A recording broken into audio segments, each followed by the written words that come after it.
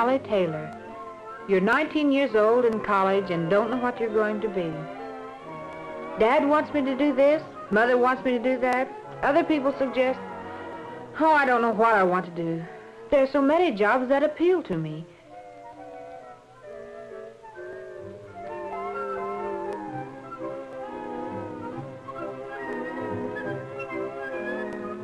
Miss Rogers, the counselor, listens to me explain my problem, then suggests a simple attack to use in solving it.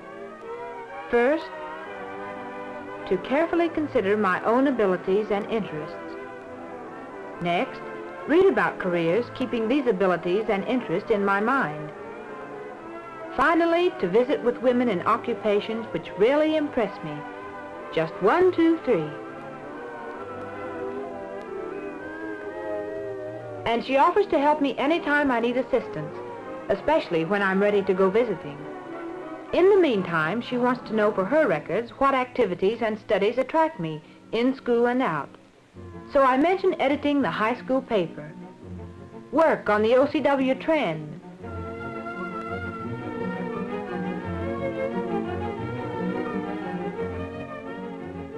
belonging to the Phys Ed Club,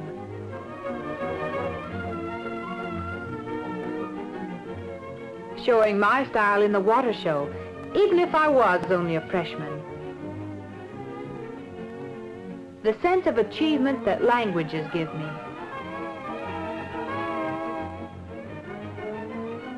The pleasure of listening to music.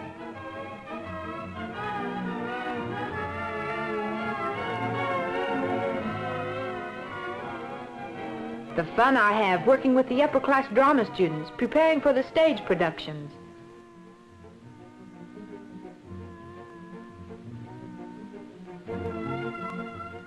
The assemblies which fire my imagination. I've often dreamed of being a famous world traveler and lecturer myself. And of course dances, from jeans to evening gowns.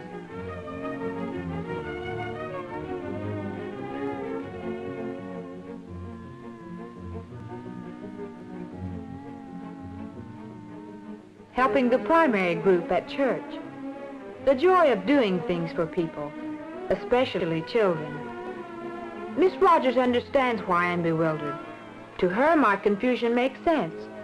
She asked me if I've considered either occupational or physical therapy as a job. There just aren't enough therapists to fill a demand for hospitals and clinics the world over. This would surely use my athletic ability and fulfill my desire to help people. I would be treating disease and disability under a doctor's supervision.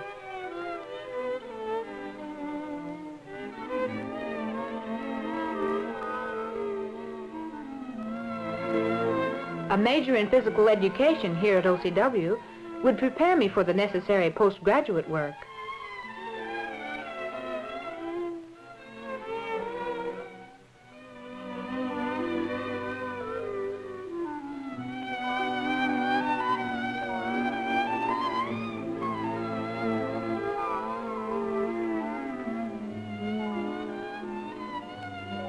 The counselor suggests religious education. Directing and developing programs appeal to me. I know that the challenge of interpersonal skills, recreational activities, and ways of teaching have to be met by an active faith.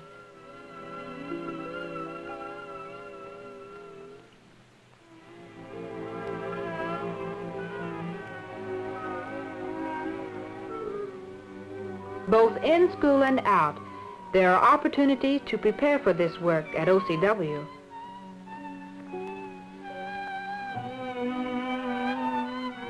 According to the results of my speech tests, Miss Rogers suggests that I would probably succeed as a speech major. Preparation in this field could lead to work in radio or television. If my interest is more technical, corrective speech therapy. Teaching deaf children is another field, using about the same abilities and possibly more to my liking.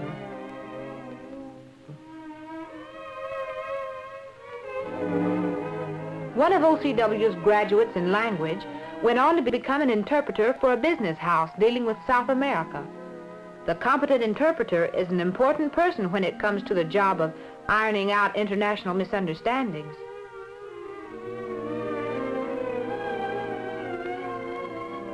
Or my journalistic interest might develop into a reporting job on the staff of a magazine or newspaper.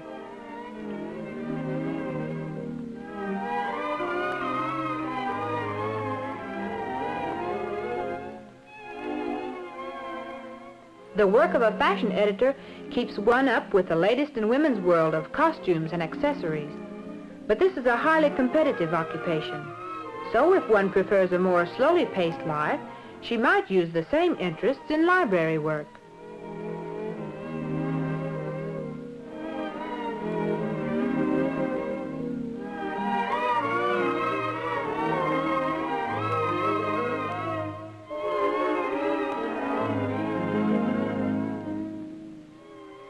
Becoming an airline hostess could well be an answer to my interest in travel.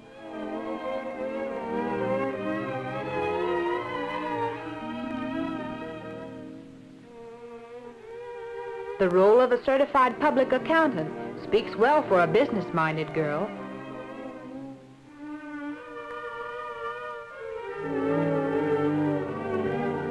Or a shop manager, either in my own business or for a large company.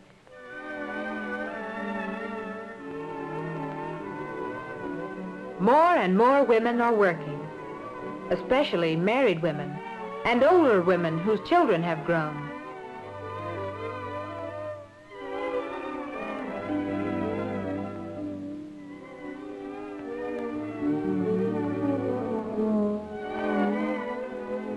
One should consider work that can be postponed for a while, then return to with renewed interest later on.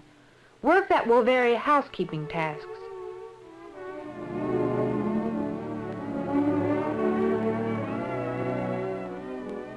Whether you enter the field of science or education, the fine arts or business, the point to remember is that a person's work should be a lifelong interest, a real choice of a lifetime.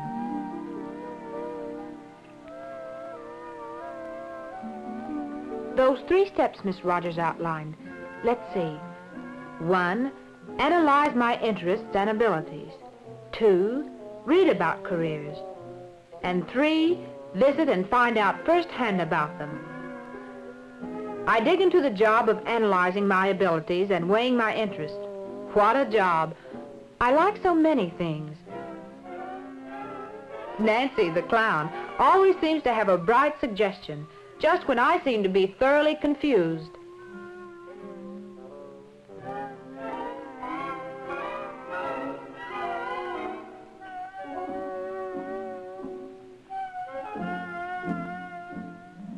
I decide I'm most interested in working with people, where I'm a leader, where I can dramatize if I want, and where I can do some useful teaching as well.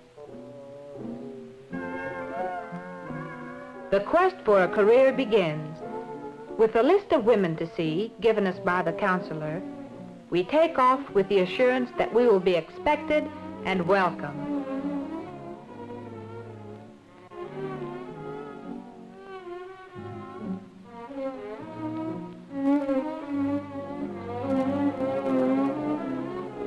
We go to talk to the OCW flight instructor. Nancy's always had a yen to fly.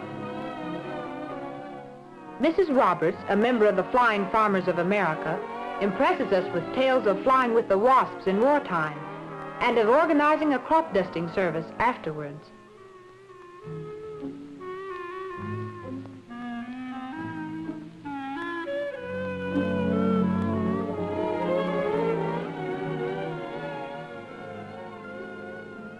Mrs. Dale, an interior decorator, has resumed her practice since her boy has started to school.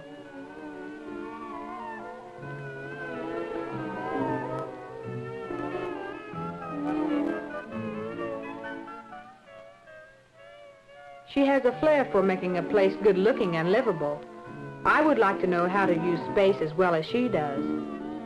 Then I remember the project done by the decorating class at OCW last semester, and realize that we students do have opportunities.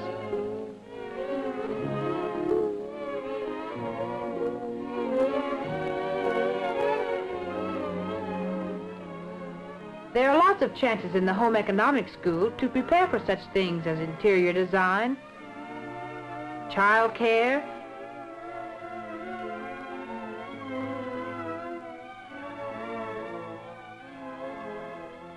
nursery and kindergarten teaching,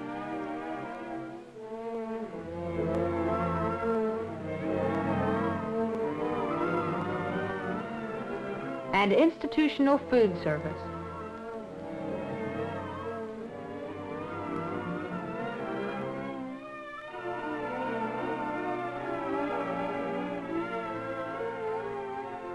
A large number of home ec girls become home demonstration agents and home service workers for the large utility companies.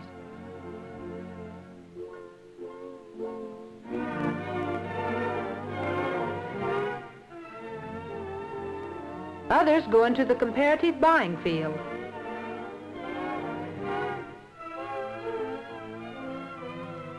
And for those glamour girls at heart, there's fashion modeling.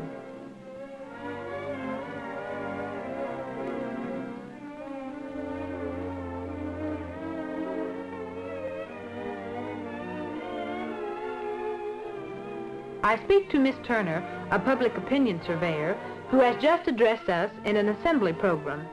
She is a friendly person. She majored in psychology and sociology in college and went right into the job when she graduated. I find there is more to this work than just asking questions.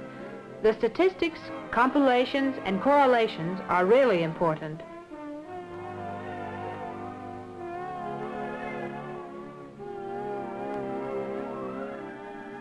I don't have any real musical talent, but I do enjoy it, and would like to know if there's a career in connection with music that might suit me.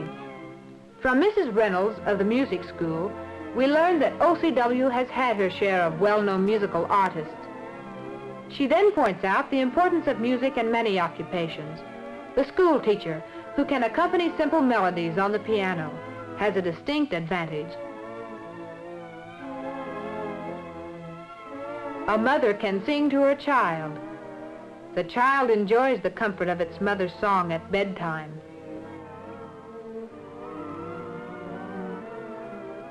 Nancy and I decide almost right then and there to enroll in the beginning music following semester. We sleep on the ideas we have acquired. We wake up with them. We talk about them in the morning, at noon, and night. Our study sessions are sometimes interrupted by new career ideas. We both think we are nearing a decision. Nancy wants to combine science and art somehow. For instance, she is anxious to visit a technical illustrator. I'm still not sure. I really like the drama work I'm doing this term, and the child development class too. It takes the whole weekend to make the end of our visits. Meeting the technical illustrator, we're told of the importance of perspective in visualizing shop drawings.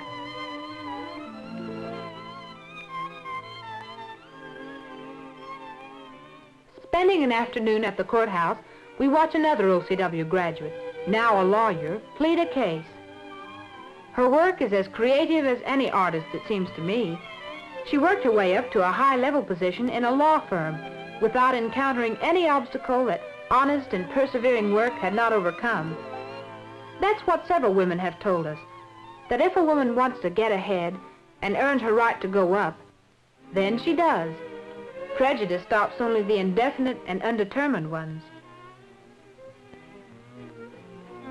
The big event of the weekend is on hand for me. A visit to the Children's Theater and Recreation Center in the city.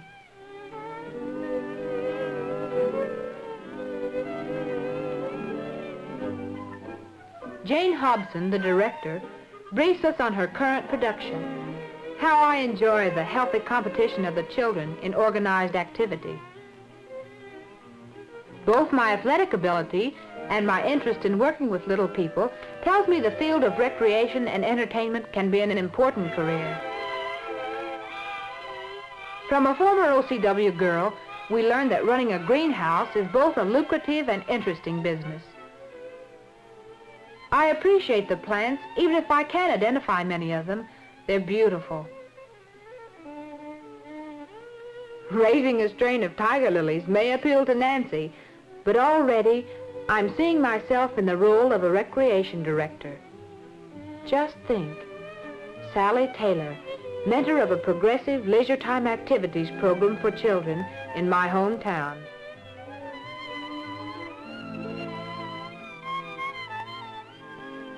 Checking again with Miss Rogers, I announce my decision.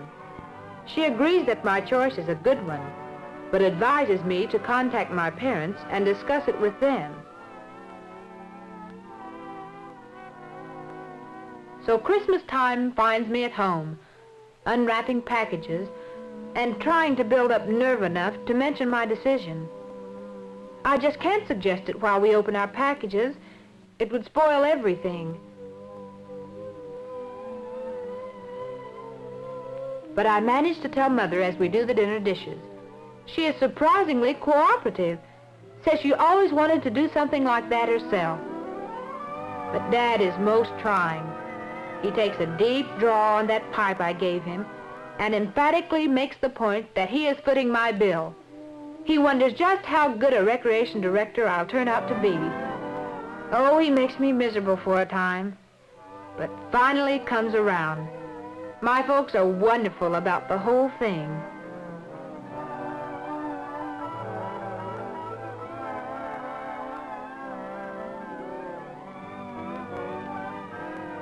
Back to OCW and more hard work.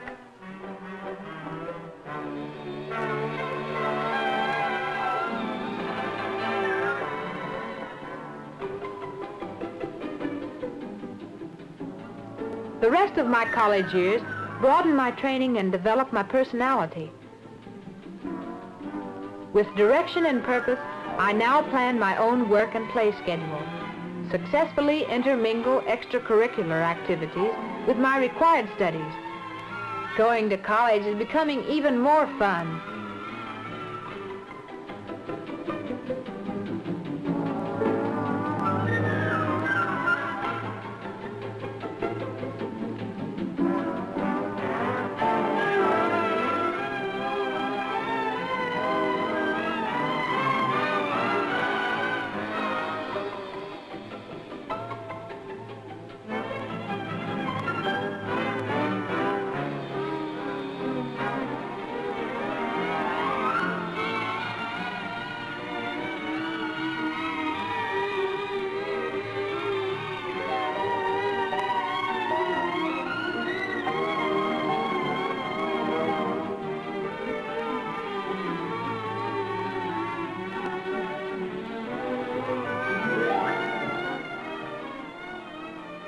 The college years pass quickly.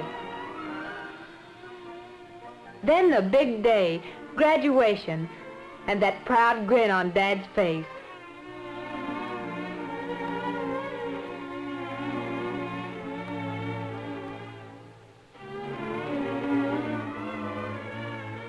As recreation director in a fair-sized city, I find a genuine satisfaction, a feeling of accomplishment.